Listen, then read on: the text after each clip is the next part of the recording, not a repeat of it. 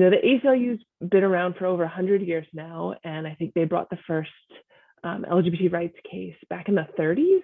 So they've been doing this work for a really long time. The project itself came about, I believe, in 1986. And,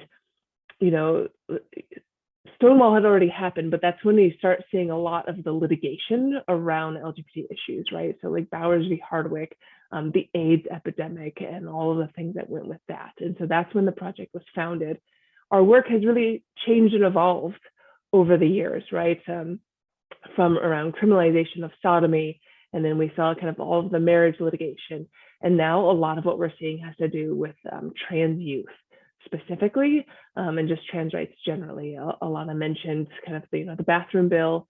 Unfortunately, Alabama just passed one of those today, and we had been hopeful that they wouldn't. And Alabama actually passed 3 bills today, so or 3 issues, right? So they criminalized medical care for trans youth as a felony punishable by up to 10 years in prison. And I'll probably talk a little bit more about this later as well, but they passed the bathroom bill, and they passed as a surprise amendment, another piece that is equivalent to Florida's Don't Say Gay bill. So so now at this point, the ACLU's LGBT work is, I'd say, about 3/4 on trans issues. And that's as a direct result of these kind of recent attacks on trans folks in this country.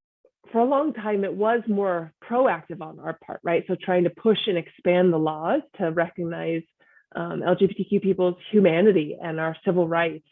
And that's shifted a little bit in the last few years as we've seen state houses really go on the attack on trans folks, but particularly trans youth, right? And I think they use the justification of, well, we're protecting the children in a way that they can't really for the adults. And so that's part of why we're seeing this focus really on kids, and also to erase trans youth, right? They don't want trans adults, so they're focusing on trans kids. So a lot of it is reactive. There, I think, have been over 200 anti-trans bills in state houses this year. And so fortunately, not all of them have passed, but that is well beyond our capacity, despite being a very large organization.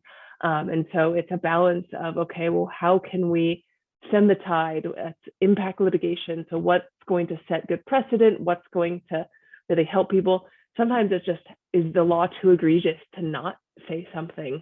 And do we have to stand up and do something? So this Alabama law on the criminalization of medical care, like we've already announced that we're going to sue on that.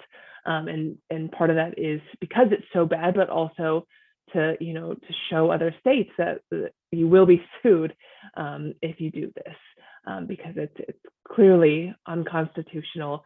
And there's consensus in the medical community that this is the appropriate treatment. And it's also, like I said, so egregious, right? It's criminalizing. You're punishing doctors by up to 10 years in prison. And you think about what else in the medical system do we do that with? Really nothing.